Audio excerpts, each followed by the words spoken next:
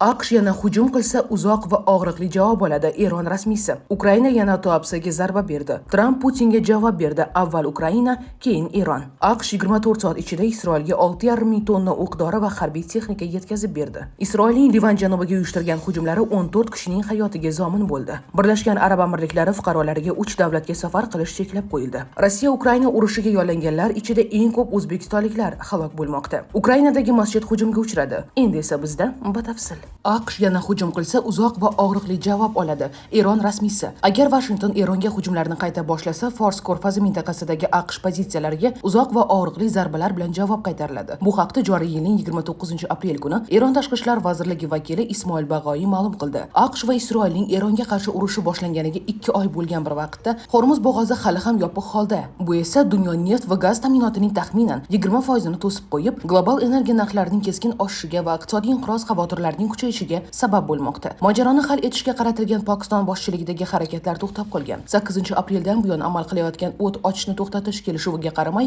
Eron o'z portlariga qo'yilgan AQSh dengiz blokadasiga javob sifatida bo'g'ozni yopiq saqlamoqda. Eron tashqi ishlar vazirligi vakili Ismoil Bag'oyi bu qarorni himoya qilib, uni xalqaro huquq nuqtai nazaridan qonuniy va asosli deb atagan. U AQShni suv yo'lidan noto'g'ri foydalanishda ayblagan. Shuningdek, rasmiy Fors ko'rfazidagi AQSh obyektlariga qilingan hujumlarni ham oqlagan va mintaqadagi ayrim davlatlarni AQSh bilan hamkorlikda harakat qilgani uchun tanqid qilgan. Ukraina yana Tuapsega zarba berdi. Ukraina bir oy ichida 4-bor Tuapsega hujum qildi. Permda esa neft obyektlaridagi yong'in o'chirilmoqda. Ikki shaharda ham ekologik falokat yuzaga kelgan. Ukraina 1-mayga o'tar kechasi Krasnodar o'lkasining Tuapse shahriga navbatdagi zarbani yo'lladi. Region operativ shtabiga ko'ra, dengiz terminali hududida yong'in chiqqan. Olovni o'chirish uchun 100 dan ortiq kishi va 40 dan ortiq texnika jalb etilgan. Rasmiylar hech kim yaralanmagani haqida ma'lum qilgan. Ukrainadagi Yelixinova monitoring publigi xabar berishicha, terminal hududida neft mahsulotlari saqlanayotgan bir necha rezervuar yonib ketgan. Guvohlar tomonidan olingan kadrlarda Tuapse osmonida quyuq qora tutun ko'tarilganini ko'rish mumkin. Krasnodar o'lkasi gubernatori Ukrainaning Tuapse bo'ylab yangi zarbasi yuzasidan munosabat bildirmadi. Uning Telegram kanalida 1-may bayrami munosabati bilan tabrik e'lon qilingan. Gubernator o'lka aholisiga ularning xonadonida doimo tinchlik, ezgulik va farovonlik hukm surishini tilagan. Ukraina so'nggi haftalarda muntazam ravishda Tuapseni o'qqa tutmoqda. 16-apreldan buyon Ukraina dronlari Tuapsedagi dengiz terminali va ushbu terminal bilan bitta kompleks tarkibida bo'lgan mahalliy neftni qayta ishlash zavodiga bir necha bor hujum qilgandi. Shaharda keng ko'lamli yong'inlar chiqqan, har bir holatda olovni o'chirish uchun bir necha kundan vaqt sarflangan. Neftni qayta ishlash zavodidagi oxirgi yong'in 30-aprel kuni navbatdagi zarba yo'llanishi arafasida o'chirilgandi.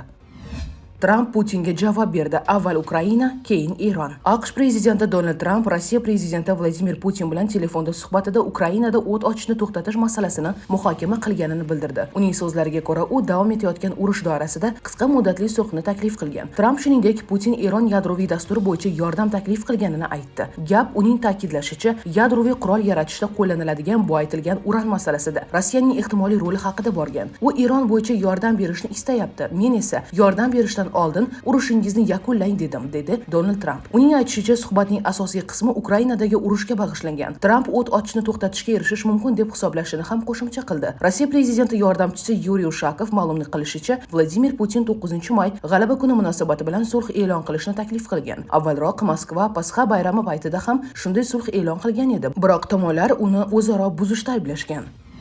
AQSh 24 soat ichida Isroilga 6,5 ming tonna o'q-dori va harbiy texnika yetkazib berdi. Bu haqda Jerusalem Post xabar bergan. Qo'shma Shtatlar Mudofaa vazirligi logistika operatsiyasi doirasida bir sutka ichida Isroilga 6,5 ming tonna harbiy yuk yetkazganini ma'lum qildi. Ikkita yirik yuk kemasi, Ashdod va Hayfa portlariga minglab aviatsiya va quruqlikdagi qo'shinlar uchun mo'ljallangan o'q-dorilar, harbiy yuk mashinalari hamda taktik transport vositalarini yetkazib bergan. Eron bilan urush boshlanganidan buyon Isroil jami 115,600 tonna harbiy texnika qabul qilib olgan. Isroil Mudofaa vaziri Israel Katsning ta'kidlashicha, ushbu havo va dengiz ko'prigi armiyaning jangovar shayligini hamda barcha frontdagi ustunligini to'g'ridan-to'g'ri mustahkamlaydi. Rasmiylarga ko'ra, yaqin haftalarda harbiy ta'minot ko'lami yanada kengaytiriladi. Isroilning Livan janubiga uyushtirgan hujumlari 14 kishining hayotiga zomin bo'ldi. Isroilning Livan janubidagi qishloqlarga uyushtirgan havo hujumlari oqibatida kamida 14 kishi halok bo'ldi. Bu haqda Livan Sog'liqni saqlash vazirligi ma'lum qilgan. Raketa zarbalari Zibdin, Jibshet va Touldagi yerdagi nishonlarga urilib, 14 tinch aholi halok bo'ldi va 14 kishi yaralandi, deyiladi bayonotda. Ilgari Jibshet va Toulga kunduzgi havo hujumlari oqibatida 9 kishi halok bo'lgani haqida xabar berilgandi. Isroil armiyasi ushbu janubiy hududlardan G'arbiy Galileyaga raketa raketalar uchirilganini aniqlaganidan so'ng tushdan keyin ikkinchi havo hujumi amalga oshirildi. Birlashgan Arab Amirliklari fuqarolariga 3 davlatga safar qilish cheklab qo'yildi. Birlashgan Arab Amirliklari Tashqi ishlar vazirligi mintaqadagi keskinlashib borayotgan vaziyat sababli yangi cheklov joriy qildi. Unga ko'ra mamlakat fuqarolarining Eron Islom Respublikasi, Iroq Respublikasi va Livan Respublikasiga safar qilishlari vaqtincha qat'iyan taqiqlandi. Vazirlik bayonotida ushbu qaror mintaqada yuz berayotgan so'nggi siyosiy va xavfsizlik bilan bog'liq o'zgarishlar bilan izohlangan. Rasmiylar mazkur hududlarda xavf darajasi ortgani bois fuqarolar hayoti va xavfsizligini ta'minlash ustuvor vazifa ekanini ta'kidlagan. Shuningdek, ayni vaqtda ushbu 3 davlat hududida bo'lib turgan Birlashgan Arab Amirliklari fuqarolariga zudlik bilan vatanga qaytish tavsiya etildi. Bu choralar favqulodda vaziyatlarning oldini olish va fuqarolarni mumkin bo'lgan xavflardan himoya qilish maqsadida qabul qilingan. Tashqi ishlar vazirligi xorijdagi fuqarolar bilan doimiy aloqada bo'lib, ularning holatini kuzatib borishini bildirdi. Shuningdek, barcha fuqaro va sayohatchilarga berilayotgan rasmiy ogohlantirishlarga qat'iy amal qilish zarurligi alohida qayd etildi.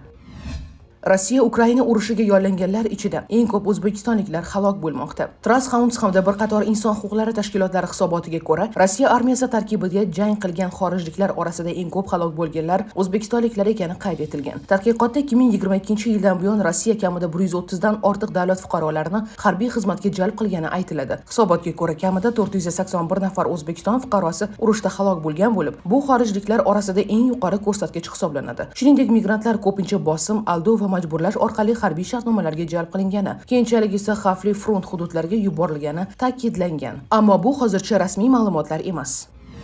Ukrainadagi masjid hujumga uchradi. Joriy yilning 28-aprel kuni Ukrainaning Lvov shahrida noma'lum shaxs masjidga o't qo'yishga urindi. Bu haqda shahar politsiyasi xabar bergan. Qayd etilishicha, hodisa Pivzeniya savdo markazi hududida masjidda yong'in chiqqani haqida 102 maxsus liniyasiga xabar kelib tushgan. Huquq-tartibot organlarining dastlabki ma'lumotlariga ko'ra, noma'lum shaxs masjid binosiga yonuvchi aralashma solingan 2 shisha uloqtirgan va voqea joyidan qochib ketgan. Shishalardan biridagi suyuqlik yonib ketgan, biroq masjid xodimlari olovni o'chirishgan. Qrim diniy boshqarmasi ushbu hodisani diniy adovatni qo'zg'atishga qaratilgan, ataylab uyushtirilgan provokatsiya deb baholagan. Hozirda dastlabki tergov harakatlari olib borilmoqda. Hodisa guvohlari va ko'rgan-bilganlar aniqlanmoqda. Shuningdek, jinoyatchining shaxsini aniqlash bo'yicha choralar ko'rilmoqda. Huquq-tartibot idoralari ushbu holat yuzasidan Ukraina Jinoyat kodeksining 194-moddasi 2-qismi asosida jinoyat ishi qo'zg'atgan. Dastlabki tergov davom etmoqda.